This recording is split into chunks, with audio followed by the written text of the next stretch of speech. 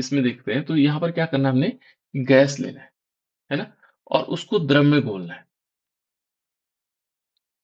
Gas को हमने क्या करना है, द्रव में घोलना है। ये बहुत इंपॉर्टेंट पार्ट है बेटा, है ना? तो यहाँ पर हमने क्या करना है कि गैस को द्रव में जब घोलेंगे, उससे हमें एक विलयन प्राप्त होगा। उससे हमें क्या प्राप्त होगा, एक विलयन प्राप्त होगा, जिसे हम क्या कहते हैं, जिसे कहा जाता है गैसों के द्रवों में विलयन, है ना? और उसकी हमें विलेयता देखनी। तो हम क्या करेंगे, पहले यदि विलेयता को देखेंगे, इसकी गैसों की द्रवों में विलेयता, है ना? तो हम पहला विलेयता का तो एक ही डेफिनेशन है। यहाँ पर क्या होगा, एक निश्चित ताप होगा, है ना? और निश्चित ताप पर क्या करना है, ताप को हमने निश्चित करना है। किसी गैस किसी गैस या अवयव की अधिकतम मात्रा लेनी हमने, और जो विलायक की निश्चित मात्रा में घुलेगी, तो उसे कहते हैं गैसों की द्रव में विलीयता। ठीक है ना? अब देखो, किसी द्रव में गैसों की विलीयता अवशोषण गुणांक कहा जाता है। एक नया शब्द है इसके लिए। यदि माना किसी द्रव द्रव में जो है, माना कोई द्रव हमारे पास है और उसमें गैसों की जो विलीयता होगी, उसको हम क्या बोलते हैं, अवशोषण गुणांक कहते हैं। ये इसका अवशोषण गुणांक कितना है। ठीक है ना? तो अवशोषण गुणांक को हम किस प्रकार से परिभाषित कर सकते हैं, ये कर सकते हैं कि गैसों के द्रव में विलयन, है ना? तो गैस है, उसका द्रव में विलयन बनाया हमने, तो उसमें अवशोषण गुणांक किसे कहेंगे, तो ये कहता है, अवशोषण गुणांक होता है कि किसी निश्चित ताप पर, कोई निश्चित ताप है, एवं साथ में क्या होगा बेटा, एक वायुमंडलीय दाब होगा। एक तो निश्चित ताप होना है, और दूसरा क्या होगा, दाब क्या होगा, एक वायुमंडलीय, है ना? एक वायुमंडलीय दाब पर। दो चीजें हमने क्लियर की, एक तो ताप निश्चित है, और एक क्या है इसमें, दाब एक वायुमंडलीय है। इस पर क्या होगा कि विलायक के इकाई आयतन में घुली हुई जो गैस होगी, का सामान्य ताप और दाब पर निकाला गया आयतन जो होगा, वो अवशोषण गुणांक कहलाएगा। हमने क्या करना है कि एक ताप निश्चित करना है, ठीक है ना? और एक वायुमंडलीय दाब लेना है, एक वायुमंडलीय दाब, ठीक है ना? एटमॉस्फेरिक प्रेशर कहते हैं बेटा उसको, है ना? तो उसमें हमें ये देखना है कि विलायक है, तो जो विलायक के इकाई आयतन में कितनी गैस घुली हुई है ना? तो जितनी गैस घुली हुई होगी, वो उसका क्या कहलाएगा, अवशोषण गुणांक कहलाएगा। अवशोषण गुणांक क्या हुआ, निश्चित ताप पर और एक वायुमंडलीय दाब में घुली विलायक में घुली हुई इकाई आयतन, सॉरी, विलायक की इकाई आयतन में घुली हुई गैस की संख्या है, ये गैस की मात्रा है। ठीक है ना? उसको हम कहेंगे, क्या कहेंगे, अवशोषण गुणांक। ये समझ में आया बेटा? अवशोषण गुणांक वो हुआ जिसमें क्या कह सकते हैं कि हमने ताप को निश्चित किया, एक वायुमंडलीय दाब देखा, और उसमें हमने क्या किया कि जो विलायक था, उसके इकाई आयतन में जितनी गैस घुली हुई है, वो क्या कहलाता है, उसका अवशोषण गुणांक कहलाता है। इन दो चीजों को निश्चित करना है, ताप को और एक वायुमंडलीय दाब। और तब हमने देखा है कि जो विलायक है हमारे पास है, जो विलायक लिया हमने, और इस विलायक के जो विलायक का क्या होगा, इकाई आयतन होगा। ठीक है ना? इकाई आयतन लेंगे, और इस इकाई आयतन में जितनी गैस घुली हुई होगी, वो उसका क्या कहलाएगा, अवशोषण गुणांक कहलाएगा। ठीक है? या हम ऐसे भी कह सकते हैं कि विलायक की इकाई आयतन में घुली हुई गैस को हम क्या कहते हैं, अवशोषण गुणांक कहते हैं। ताप और दाब निश्चित किया गया, या एक वायुमंडलीय दाब पर हमने क्या किया, यह ताप निश्चित किया और एक वायुमंडलीय दाब लिया। इस प्रकार से हो सकता है।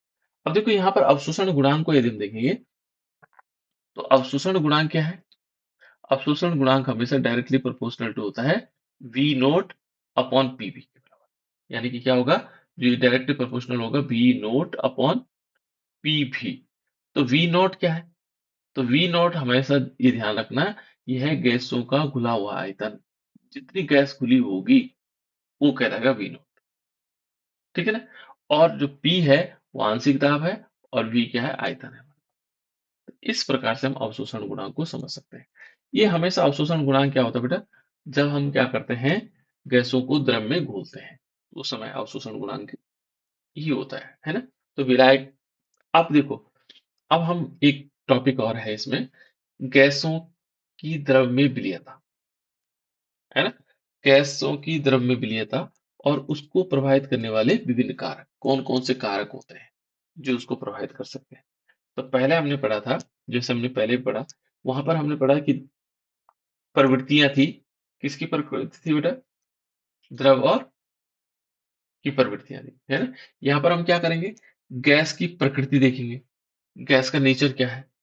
फिर द्रव की प्रकृति देखेंगे, द्रव का नेचर क्या है? क्योंकि हम क्या कर रहे हैं, गैस को, अभी हमारा जो विलयन बन रहा है, गैस को हम द्रव में घोल रहे हैं।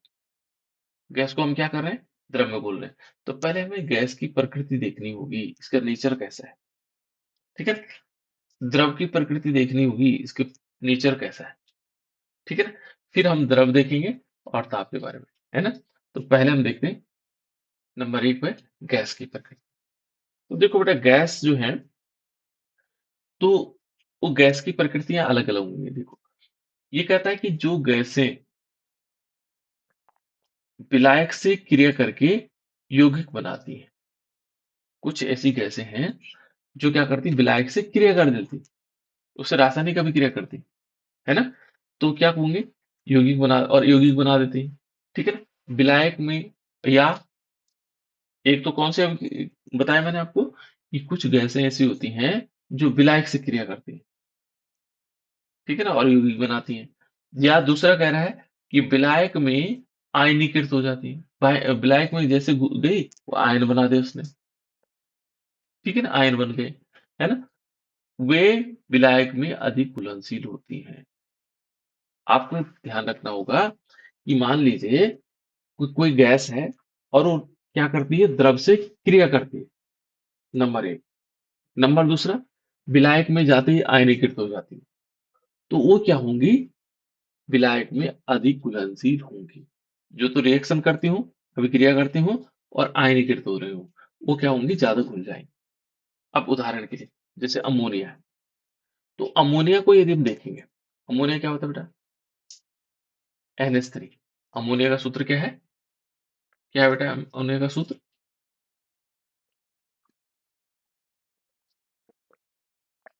अमोनिया का सूत्र होता है NH3, और इसको हम पानी में घोलेंगे, ठीक है ना?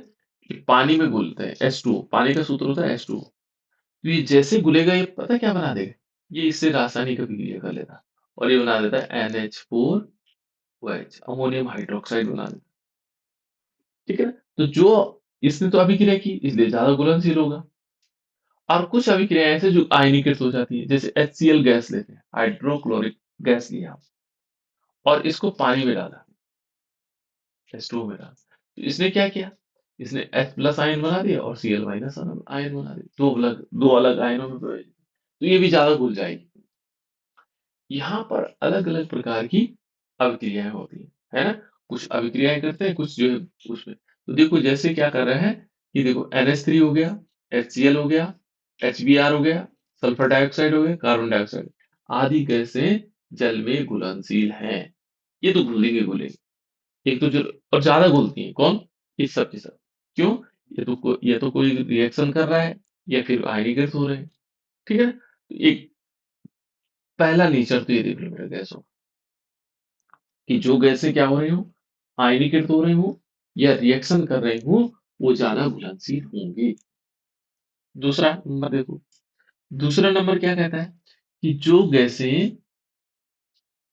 गैसें विलायक के साथ अभिक्रिया करके यौगिक नहीं बनाती।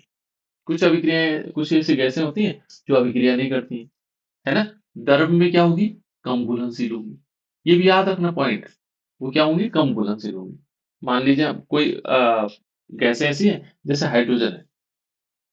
हाइड्रोजन और ऑक्सीजन है, तो ये क्या करती है, या नाइट्रोजन है, ये न तो अभिक्रिया करती हैं और ना ही क्या होती है, आयन बनाती है, ठीक है ना? यानी कि ये अभिक्रिया नहीं करती है ना, यौगिक नहीं बनाती, तो ये क्या होंगी, ये जल में कम घुलनशील होंगी। अब आपके पास क्वेश्चन क्या आता है कि NH3 जल में ज्यादा घुलनशील है और ऑक्सीजन कम है, क्यों? ये ज्यादा घुलनशील है, ये कम है, क्यों है, ऐसा क्यों हुआ? तो आप कह सकते हो कि अमोनिया क्या करता है, जल के साथ अभिक्रिया करके आयन बना देता है। जल क्या करता है बेटा? सॉरी, अमोनिया क्या करता है? जल के साथ अभिक्रिया करके क्या बना देता है? अभिक्रिया करता है और NH4 अमोनियम हाइड्रोक्साइड बना देता है। तो जो अभिक्रिया करते हैं वो ज़्यादा घुलनशील होते हैं और ऑक्सीजन क्या होता है? जल के साथ कोई अभिक्रिया नहीं करता है, इसलिए वो कम घुलनशील है। तो यहाँ पर हमारे क्वेश्चन इस टाइप से होंगे। तो ये क्या है? जैसे ऑक्सीजन हो गया, हाइड्रोजन हो गया, नाइट्रोजन हो गया, ये क्या होते हैं? जल में कम घुलनशील होते हैं। उसका कारण है कि वो क्या नहीं करते हैं? विलायक के साथ अभिक्रिया नहीं करते हैं, जल के साथ कोई अभिक्रिया नहीं करते हैं। जबकि क्या है?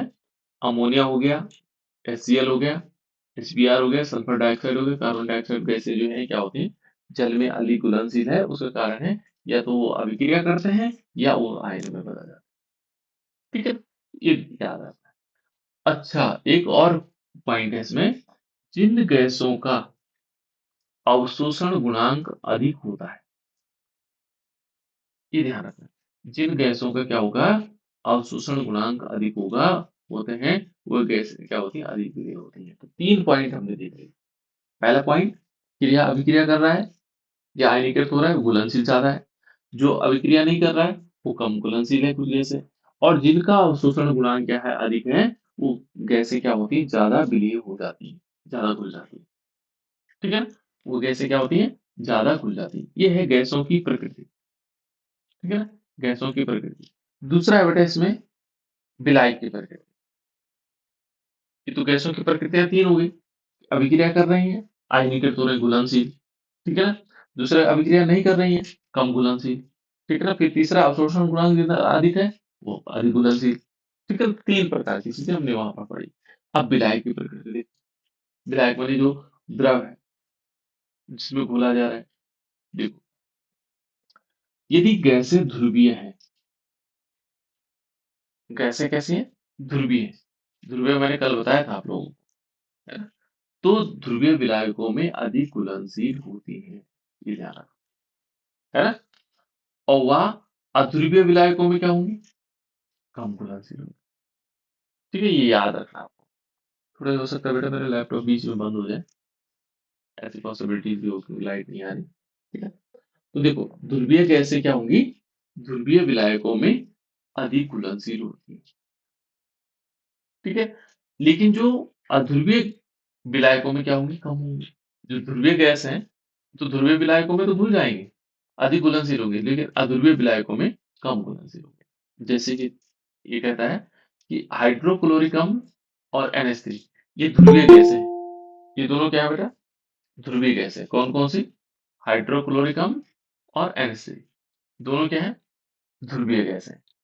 और ये क्या होंगे? H2O में घुलनशील होते हैं। ये H2O में क्या होंगे? घुलनशील हो जाएंगे। लेकिन जबकि क्या है? अध्रुवीय आकार कार्बनिक यौगिकों में कम विलेय होगा। जो अध्रुवीय होंगे उनमें कम होगा।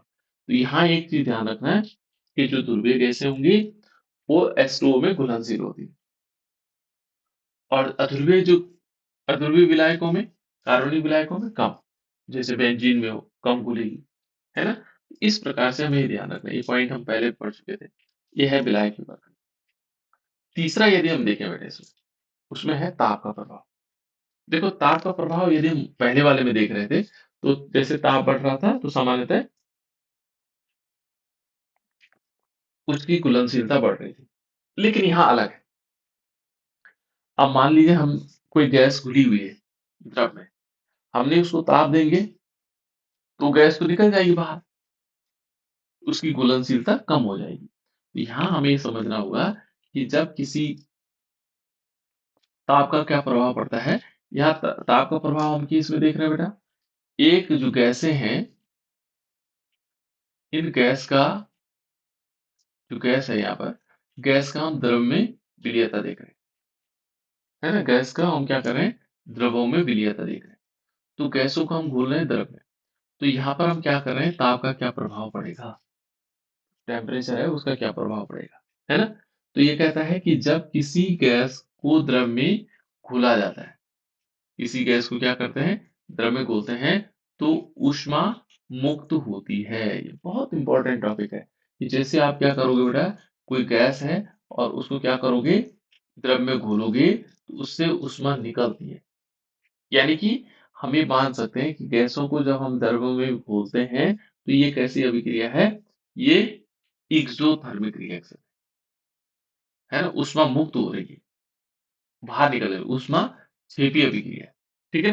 ध्यान रखना, ये क्वेश्चन कभी-कभी ऐसे पूछ लेता है कि जब हम गैस को द्रव में घोलते हैं तो किस प्रकार की अभिक्रिया है? क्योंकि इसमें ऊष्मा क्या हो रही है? मुक्त हो रही है, निकल रही है ऊष्मा, है ना? अतः क्या होगा? गैसों की द्रव में विलीयता ऊष्मा छेपी अभिक्रिया है। बहुत इंपॉर्टेंट है। कि मान लीजिए आपके पास लॉजिकल क्वेश्चन इसने पूछ लिया कि गैस को द्रव में घोला गया, गैस को द्रव में घोला गया, इसमें ऊष्मा निकलेगी या चाहिए? ये ऊष्मा शोषी अभिक्रिया है या ऊष्मा छेपी अभिक्रिया है ना? तो ये क्या है बेटा? ऊष्मा छेपी अभिक्रिया, इसमें ऊष्मा निकलती है जब हम घोल रहे होते हैं, है ना? दूसरा कंडीशन क्या कह रहा है? देखो, स्थिर दाब पर, दाब को क्या माना गया? स्थिर माना गया, है ना? ताप बढ़ने पर गैसों की विलीयता घटती है। यदि दाब स्थिर है और ताप आपने बढ़ा दिया तो क्या होगा? उससे विलीयता घटेगी। ताप बढ़ाने पर यहाँ विलीयता कम हो जाएगी। जैसे ताप बढ़ाओगे तो उसमें गैसें घुलना कम हो जाएंगी। ठीक है ना? गैसों का घुलना कम हो जाएगा। तो ये है बेटा। उसके बाद देखें, कुछ गैसें ऐसी हैं जैसे हाइड्रोजन हो गया और हीलियम हो गया, जिन्हें घोलने पर ऊष्मा का अवशोषण होता है। देखो, अपवाद यहाँ शुरू हो गया। पहले तो कह रहा है कि जब हम गैसों को क्या करते हैं? द्रव में घोलते हैं तो क्या हो जाता है? ऊष्मा निकलती है। लेकिन कुछ गैसें ऐसी भी हैं कि जिनको घोलने पर क्या होता है? ऊष्मा चाहिए। ज़्यादा ऊष्मा दोगे तभी घुलेगी, है ना? ये ऊष्मा शोषी अभिक्रिया है। देखो, ये हाइड्रोजन हो गया और हीलियम, 2 गैसें ऐसी भी हैं जिन्हें घोलने पर ऊष्मा का अवशोषण होता है। ये अपवाद है, हाइड्रोजन और हीलियम। ठीक है? ऐसी गैसों की विलीयता ताप बढ़ाने पर बढ़ जाती है। हमने कहा कि ताप बढ़ाने पर गैसों की विलीयता कम होती है। हमने एक प्रश्न किया ना आप लोगों से कि भाई बताया एक चीज़ से कि ताप बढ़ाने पर क्या होगा? गैसों की विलीयता कम हो जाती है। लेकिन 2 गैसें ऐसी हैं जिनको ताप दोगे तो ये ज़्यादा घुल जाएँगी, इनकी विलीयता बढ़ जाएगी। तो ये ध्यान रखना बेटा, ठीक है ना? यहाँ पर 2 गैसें ऐसी हैं, ये अपवाद है, एक्सेप्शन है, इनको आप याद रखना कि हाइड्रोजन और हीलियम 2 ऐसी गैसें हैं जो ताप बढ़ाने पर अधिक घुलती हैं, जबकि अन्य सभी गैसें क्या होती हैं? ताप बढ़ाने पर उनकी विलीयता कम हो जाती है। केवल 2 गैसों को छोड़ करके। कौन-कौन सी हैं? एक हाइड्रोजन है और एक हीलियम है, जो ताप बढ़ाने पर ज़्यादा घुलती है ना? इनकी विलीयता बढ़ जाती है। ठीक है? तो ये हो गया ताप का प्रभाव। अन्य देखें, अन्य में क्या होगा? अन्य पदार्थों में की उपस्थिति देखेंगे, यदि इसमें अन्य पदार्थ घुले हुए हैं, किसमें? विलायक में। तो ये क्या होते हैं बेटा? यदि विलायक में कोई अन्य विद्युत अपघट्य या कार्बनिक पदार्थ आदि हैं, है ना, उपस्थित होते हैं, तो गैसों की विलीयता घट जाती है। अन्य कोई भी पदार्थ उसमें घुला हुआ है, तो उससे क्या होगा? विलीयता कम होगी। ठीक है? 3-4 पॉइंट हमने पढ़ लिए कि द्रवों में विलायक की प्रकृति देख ली, द्रवों की प्रकृति देख ली, गैसों की प्रकृति देख ली, उसके बाद हमने ताप का प्रभाव देख लिया, अन्य पदार्थों को भी देख लिया। अब दाब का प्रभाव, ये बहुत इंपॉर्टेंट है। इस पे बहुत ज़्यादा इम्पोर्टेंट है और ये पूछा भी जाता है। दाब का क्या प्रभाव रहता होगा? देखो, दाब का प्रभाव क्या है? दाब बढ़ने पर गैसों की द्रव्य विलीयता बढ़ती। बहुत इम्पोर्टेंट है कि जैसे हम क्या करेंगे? दाब को बढ़ाएँगे, तो उससे क्या होगा? जो गैसें होंगी, उनकी विलीयता बढ़ जाएगी द्रवों में। ठीक है? इसी इसी तरह से क्या किया जाए? इसका एप्लीकेशन भी है बेटा, उपयोग भी है कि जैसे आप लोगों ने कोल्ड ड्रिंक की बोतल है, कोल्ड ड्रिंक की बोतल में आप लोगों ने देखा होगा यहाँ कार्बन डाइऑक्साइड को घोला जाता है। किसको घोला जाता है? CO2 को, कार्बन डाइऑक्साइड को इसमें घोला जाता है। तो उसको कैसे घोलते हैं? उसको क्या करते हैं? प्रेशर देते हैं इसमें। प्रेशर देते हैं तो दाब देंगे, तो दाब देने से क्या होगा? कार्बन डाइऑक्साइड इसमें घुल जाएगा। लेकिन जब आप इस ढक्कन को खोलते हैं तो एक साउंड करता है वाला, अलग से साउंड करता है। और थोड़ा हिला दो तो सिर्फ बाहर आ जाएगा, क्योंकि इसका क्या हो गया? दाब बाहर निकल गई। तो इसका उपयोग यहाँ पर किया जाता है। तो यहाँ ध्यान रखना है कि दाब बढ़ाने पर गैसों की द्रव्य विलीयता बढ़ती है। ठीक है? और इसके लिए जो है मात्रात्मक जो अध्ययन किया, कितनी मात्रा में दबाव देंगे तो कितनी मात्रा गैस घुलेगी, इसके लिए दिया था नियम हेनरी ने। तो गैसों की विलीयता पर दाब के प्रभाव का मात्रात्मक संबंध, मात्रा की कितनी मात्रा कितने समय कितने ताप पे घुलेगी, ये हेनरी ने दिया था, है ना? जिसे हम हेनरी का नियम कहते हैं। अब हेनरी ने किस प्रकार का नियम दिया? इसने 2 प्रकार से दिया। देखो, ये कहता है कि स्थिर ताप पर, ताप क्या किया गया? स्थिर किया गया, है ना? किसी गैस की विलीयता गैस के दाब के समानुपाती होता है। माना कोई गैस है, कितनी घुलेगी? तो कह रहा है जितना दाब दोगे उतना ज़्यादा घुलेगी, ठीक है? यहाँ पर कह रहा है कि किसी गैस की जो विलीयता है, गैस के दाब के समानुपाती होता है। यानी कि जो माना हमने कहा इसकी मात्रा है, मास है, is directly proportional to P. ये प्रेशर जितना ज़्यादा दोगे उतनी मात्रा में क्या होगा? ये गैस घुलेगी, ठीक है? तो इसको हम क्या लिखते हैं? m is directly proportional to p, यानी कि m is equal to k into v, है ना? k क्या होगा? हेनरी कांस्टेंट हो जाएगा, ठीक है? ये तो था सिंपल वाला नियम। दूसरा इसने मोल अंश के रूप में दिया। हेनरी ने दूसरा नियम क्या दिया बेटा? मोल अंश के रूप में।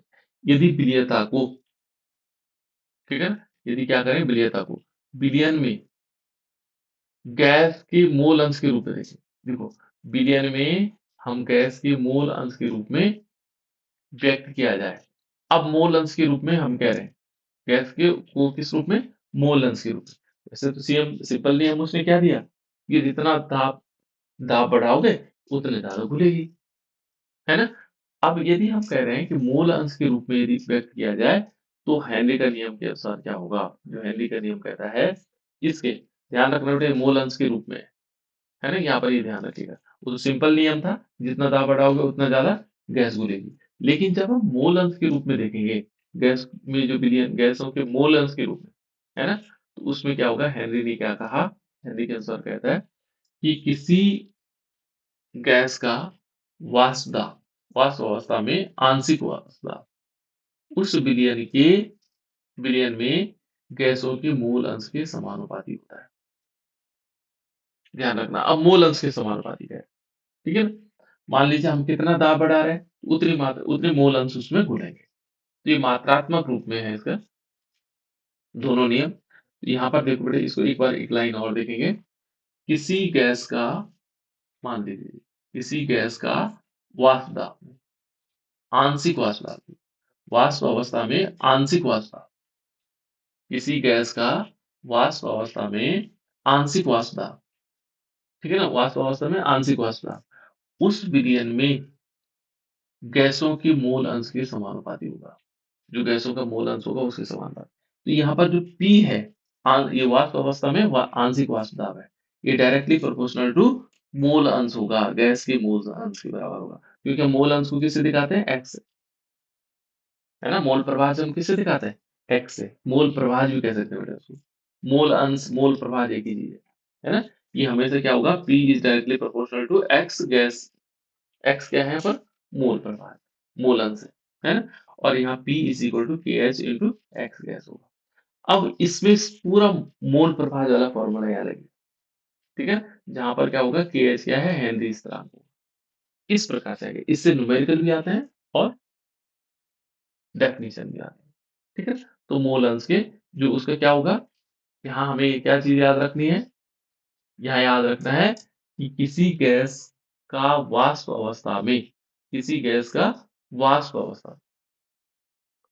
आंशिक जो वाष्प दाब होगा, आंशिक दाब, दाब या वाष्प दाब कह सकते हैं, आंशिक दाब उस विलयन में गैस के मूल अंश के समानुपाती होता है। बस आंशिक, ये लाइन याद रख सकते हैं, आंशिक दाब उस विलयन में गैस के मूल अंश के समानुपाती, ठीक है ना? जो आंशिक दाब होगा वो क्या होगा? उस विलयन के गैस के मूल अंश के, ये देखो गैस के मूल अंश के समानुपाती होगा। और यहाँ पर P इज इक्वल टू क्या होगा? KH into gas. अब इसके देखो बेटे, इसका बहुत उपयोग है। हेनरी के नियम की जो कुछ सीमाएं, लिमिटेशन है इसकी, कुछ क्या है इसकी? लिमिटेशन है, सीमाएं हैं, है ना?